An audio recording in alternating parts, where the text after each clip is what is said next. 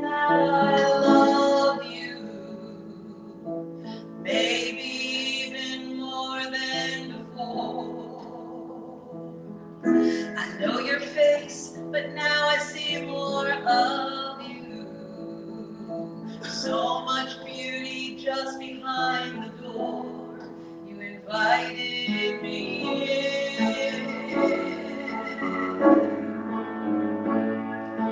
Believe it or not, the hardest is behind you, saying who you are and what you need out loud. But this great gift, it's always gonna haunt you, like a good ghost pulling you from the crowd to places you've never been. Where sometimes boys will be girls, sometimes armor will be pearls. What you put on, oh, it shows the world how hard you're fighting. Brothers, sometimes boys will be girls. Oh.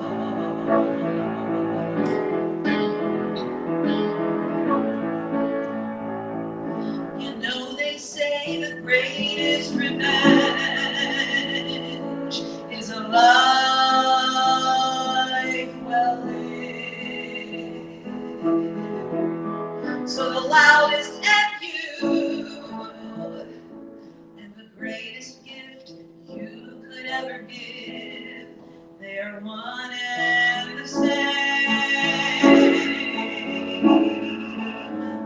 'Cause sometimes boys will be girls, sometimes armor will be pearls. What you put on, oh, it shows the world how hard you're fighting.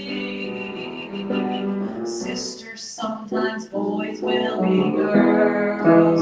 Oh, boys will be girls.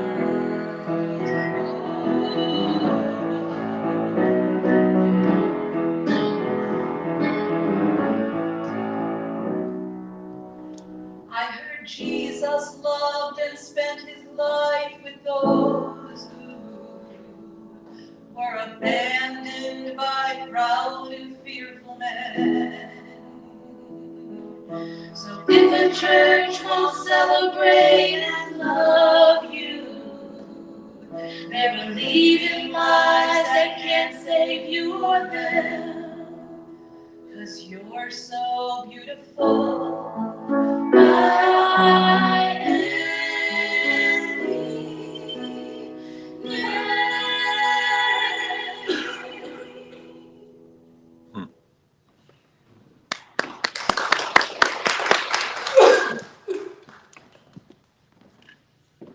Good Sunday morning to you. And for those who celebrate, happy Father's Day. We, just like on Mother's Day, our prayer today will be focused around Father's Day today. So we are glad that you're here with us at Presbyterian Church of the Covenant in Greensboro, North Carolina. As always, welcome to the folks online as well. Encourage you to check us out at athinkingchurch.org. You'll see that address below me on the screen there. You can learn lots about us, even make donations to help us keep this broadcast online. For the folks that are here, I always remind you, our basket is on that back table. We won't pass it around, so I do encourage you to find that on your way out today. We are glad to have each of you here with us. Let's begin worship together with a reading. I'm going to be having one reading today, and it comes from the book of Psalms, Psalm 139. Verses 1 through 6 and continuing with 13. Hear now these words. O Lord, you have searched me and known me. You know when I sit down and when I rise up. You discern my thoughts from afar. You search out my path and my lying down and are acquainted with all my ways. Even before a word is on my tongue, behold, O Lord, you know it altogether. You hem me in behind and before, and you lay your hand on me. Such knowledge is too wonderful for me. It is high. I cannot attain it.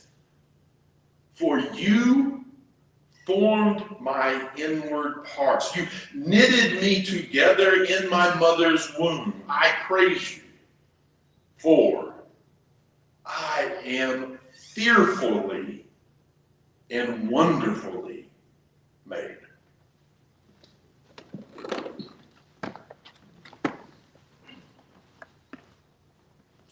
This is my beautiful friend, Jamila Curry. Graduate at A&T, amazing, sensitive actress. Yes. Who I love so dearly, so dearly.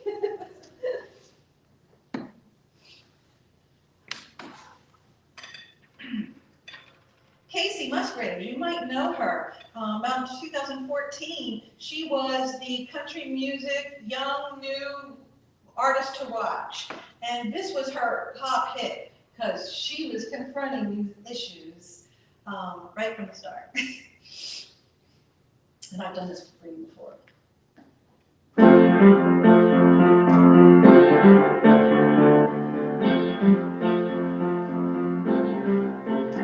If you save yourself for marriage, you're a bore. If you don't save yourself for marriage, you're a horrible person. If you won't have a drink, then you're a prude.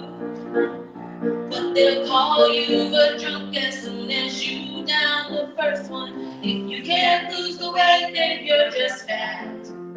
But if you lose too much, then you're on crack. You're damned if you do and you're damned if you don't. So you might as well just do whatever you want. So make lots of noise, hey, kiss lots of boys, yeah, kiss lots of girls. If there's something you're into, when the straight and narrow gets a little too straight, roll up a joint or don't. Just follow your arrow wherever it points. Yeah. Follow your arrow wherever it points.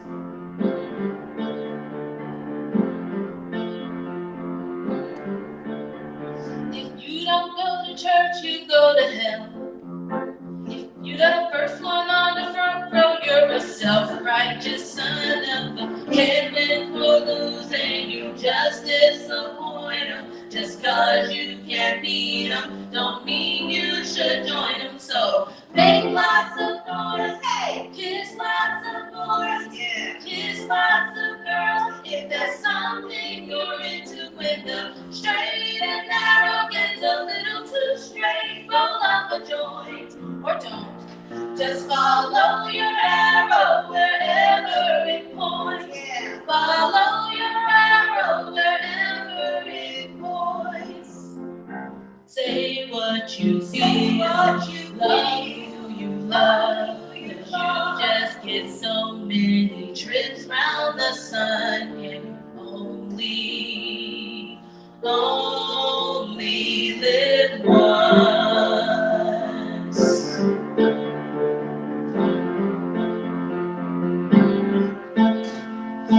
Make lots of noise, hey, kiss lots of boys, yeah, kiss lots of girls. If that's what you're into, when the straight and narrow gets a little too straight, roll up a joint. I would. Just follow your arrow wherever it points. Yeah. Follow your arrow wherever it points.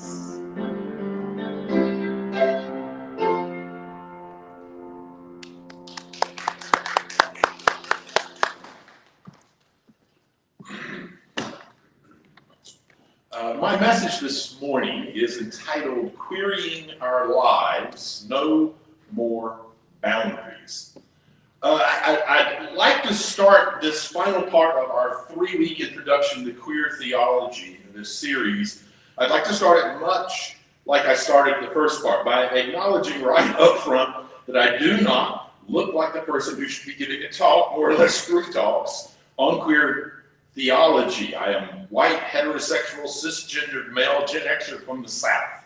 I'm sure there's probably even more reasons why I do not seem like the person who would be giving this talk, but as I said when I began the first talk, I'm trying really hard not to think too much about it because I still have to give this talk. So let me just say, I make no claims of being an expert on queer theology.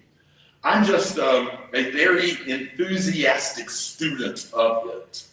I can honestly tell you that there has been no type of theology that has ever resonated with me more both spiritually and intellectually than this type of theology. And as we are beginning to see, or at least hopefully beginning to see, queer theology itself suggests that the barriers that some folks will point to as reasons why I shouldn't be giving this talk might actually be the very reasons why it's good that someone like me is able to begin exploring this emerging theology with you. That's the perspective I opened our series with. But I'd also like to remind you of how I concluded each of the last 2 talks. Each week, I wrap up with a quote from the Reverend Dr. Patrick Shane from his book, Radical Love, An Introduction to Queer Theology. And in it he says, again, God is the very manifestation of a love that is so extreme that it dissolves existing boundaries. So it seems to me that living a life that dismantles existing boundaries is the very definition of being in relationship with God. A radical love that is so extreme it dissolves existing boundaries is a concept that is at the core of queer theology. And as I reminded us all last week, it's also a concept that is at the core of the life and teachings of Jesus. And it should be at the core of our lives too. There are so many areas in our lives, so many areas where we have bought hook, line, and sinker into the normalized binary narratives of the dominant culture. They are the existing boundaries that radical love should dissolve. So let's take a look at our lives and consider how we, out of an abundance of radical love, might begin to dissolve these false binary divisions and move our lives towards a more boundless faith. Now, clearly there are lots of areas in our lives where binaries tend to rule most people's perspectives. Man, woman, for us, against us, civilized, uncivilized, black, white, Christian, non-Christian, able-bodied, handicapped. List could go on and on of these false binaries. For that reason, in the time I have here today, I'm just going to look at one specific imposed binary and at ways that we might live into radically loving and dissolving and then dissolving them in our own lives. And then from that one area, I'm pretty confident in your ability that we can each extrapolate ways to dissolve other false binaries in our lives. The area that I'd like for us to consider today is the very foundation, actually, of queer theology. It's the normalizing of sex and sexuality to male, female, heterosexual, homosexual. In progressive gatherings like ours, most of us intellectually recognize that those binaries don't match reality in life. And as a result, we tend to be a welcoming and safe place for those whose lives stand over and against those false norms from the sort of dominant culture, which is a wonderful thing. That is a wonderful thing, but I have to say, being a welcoming congregation when it it comes to LGBTQIA plus community is highly celebrated in progressive spiritual circles. While it's done, well, that is true, it does very little to dissolve the existing structures of marginalization that those very people will face when they leave the building. What we need is new norms. We need to normalize new ways of addressing sex and sexuality in society. The dominant culture has set the table with their rules, expectations, and normalizations long before any of us were actually invited to the meal. Rather than just accept what we are served, we need to start turning the tables. We need to start setting new norms, norms that don't live into false binaries. Because those false binaries try to claim that some people aren't as wonderfully made as others. That way of seeing things flies in the face of today's scripture reading that tells us, "For you formed my inward parts. You knitted me together in my mother's womb. I praise you, for I am fearfully and wonderfully made." So I say, let's be more active in normalizing pronoun sharing. Frankly, it couldn't be easier to do, but it's amazing how few people actually do it. And it's an active way to affirm that not all people's gender identification match the label society might put on them based on their outward appearance. You know, it's much like using someone's name can show a sign of respect. Using the correct personal pronouns carry that same kind of weight and respect. Laverne Cox, some of you may be familiar with her, a trans actress from Orange is the New Black, says that misgendering a trans person is an act of violence. Misgendering a trans person is an act of violence. I mean, how would you feel if someone continually and intentionally misgendered you? Using correct pronouns is validating and it is loving. If you take your spirituality seriously, you should take using correct pronouns seriously. So, you might ask, how do we go about normalizing this?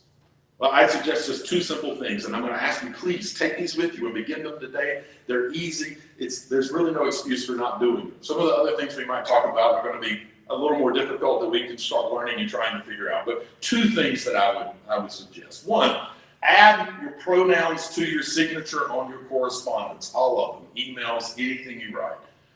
I just use my name and then in parentheses list he, him, his. And then number two, just like when you give your name, when you introduce yourself, also give your pronouns. After all, those are both important ways for people to refer to you. Now, I'll admit I've got more work to do on that second one, but just say something like, "Hey, I'm Mark, my pronouns are he, him, his, it's nice to meet you." It's easy enough to do. But we also need to be working towards a new system for documenting birth. We currently use visual sex characteristics to assign a binary gender without regard to any internal realities. We need a better system that doesn't set up so many kids whose gender expression don't neatly match their physical sex characteristics the way the dominant society tries to force on them. And for that matter, and this one some people are going to like less, gender reveal parties don't help with this either. It only serves to reinforce these false male-female narratives. For many of us, we also need to develop a new personal norm for using the word they as a singular pronoun. My first undergraduate degree was in English. And I have to admit, this one was a little tough for me at first. It just felt wrong. Not in terms of acknowledging that the person I was referring to identified with they as a pronoun. I was actually pretty good with that part. My brain just couldn't seem to adjust to it. It felt, I don't know, it felt forced. After a bit of thought, though, I realized we all have used they, them as a singular pronoun before. You see, the English language just doesn't provide us with an indefinite singular pronoun. So when it is needed, we tend to let they or them do it for us, like with this. If either Jill or Jack gets a bike, I'd be glad to ride with them, either of them. That's referring to a singular pronoun. It just seems normal to say it that way. And once I realized that, it didn't take long for my brain to sort of catch up and realize that it makes sense and it works just fine. Well, mostly. I have to admit, a friend of mine who I see from time to time uses the pronouns they, them. I cannot tell you how many times I have used she, her in referring to them. And I don't know if you just heard that, but I just used them as an indefinite singular pronoun, and a lot of you probably didn't even notice it that much. Anyway, particularly at first, I used the wrong pronoun, but it was okay. You know why? The why is because I also normalized apologizing. And they were more than gracious and understanding, and it ultimately helped me normalize using they as a singular pronoun. Trust me, if this English major can do it, so can you. And the more of us who do it, the more we show radical love by dissolving yet another false binary boundary in society. And let's also normalize not supporting corporations that support anti-LGBTQ agendas. For better or worse, we live in a world where money provides voice. We all vote with our wallets, whether we want to admit to it or not. When you spend money with a corporation that is actively sending money to politicians and to organizations that are actively trying to take away rights from queer folks like my son, you are providing them not only more money to do so, but more reason to do so. Because if hurting the queer community with money they made from their business doesn't hurt their business, they have little incentive to stop doing it. I mean, I love a Chick-fil-A sandwich. I haven't had one in years. Not because I don't want one, because I do. I really do. But because that momentary culinary pleasure is not worth being even the tiniest cog in the financial machine that supports the homophobic behavior of that corporation. It's a small example of what radical love looks like in action. Love that is so extreme that it dissolves existing boundaries. Which brings me back to where I concluded those first two messages in the series, as well as where I started the second two. That quote from Reverend Dr. Patrick Chang from his book, Radical Love. In it, he says, God is the very manifestation of a love that is so extreme that it dissolves existing boundaries. As I continue to learn more about queer theology, I have to say, I very much agree with him. So it seems to me, living a life that dismantles existing boundaries, well, that is the very definition of of being in relationship with God. I encourage us all, as a community and as individuals, to do so.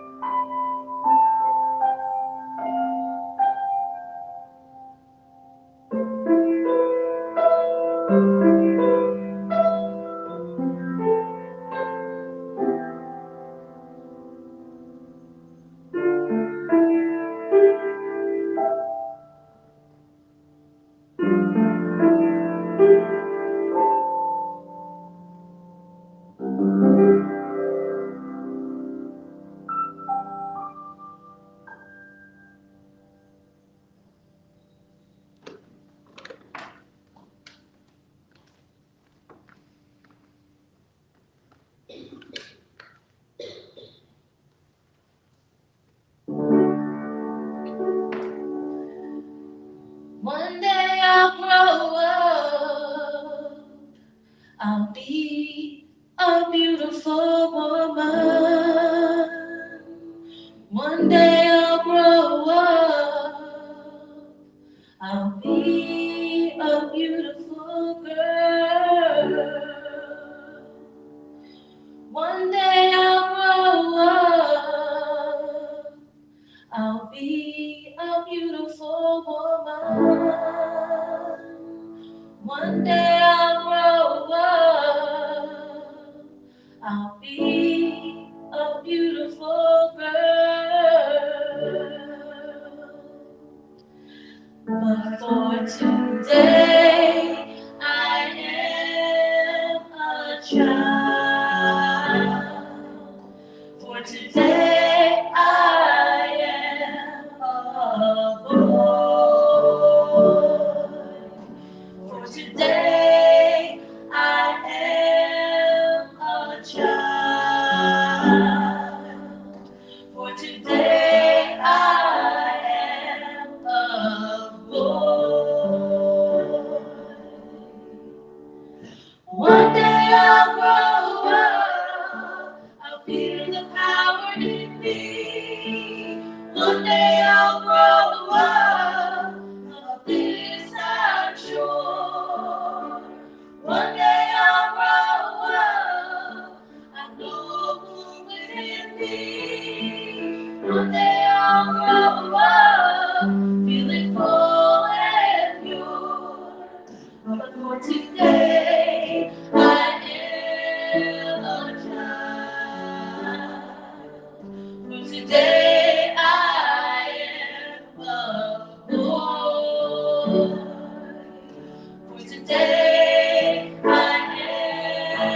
child. For today I am a boy. For today I am a child. For today I am a boy. For today I am a child. For today I am a boy. For today I am a child. For today I am a boy. For today I am a child. For today I am a boy. One day I'll grow up. I'll be a beautiful woman. One day I'll grow up. I'll be a beautiful girl. One day I'll grow up. I'll be a beautiful woman. One day I'll grow up. I'll be a beautiful girl.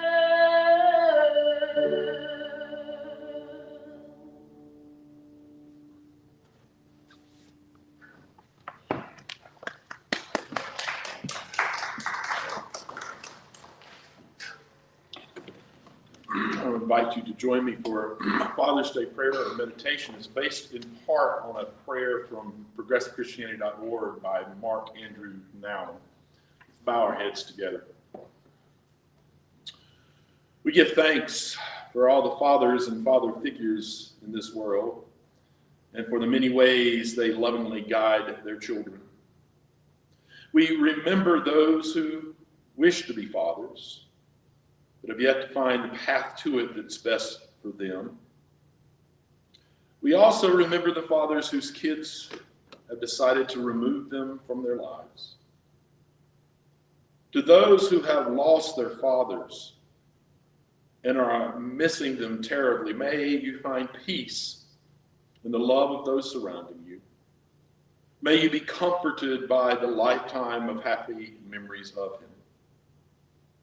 And for those who have had or have fathers who were never really dads, for those who have dreaded this day for as long as they can remember, for those who are reminded every year of what should have been, what could have been, but wasn't, for those who were used, abused, or neglected, and for whom fatherhood meant fear and disappointment, may you take pride in the men and women you have become despite a huge hole in your lives. May you take joy in the friends and other family members that bring so much joy and meaning to your lives. On this Father's Day, may we give thanks for all the people who have nurtured us, especially the important father figures in our lives. Those who have seen us, not just with their eyes, but with their hearts, and taught us to do the same for others. Amen. Receive this blessing. May you walk in harmony with each other and with creation, recognizing that we are one. And may you know love and happiness throughout your life. And may that love and happiness be shared with all of those you meet.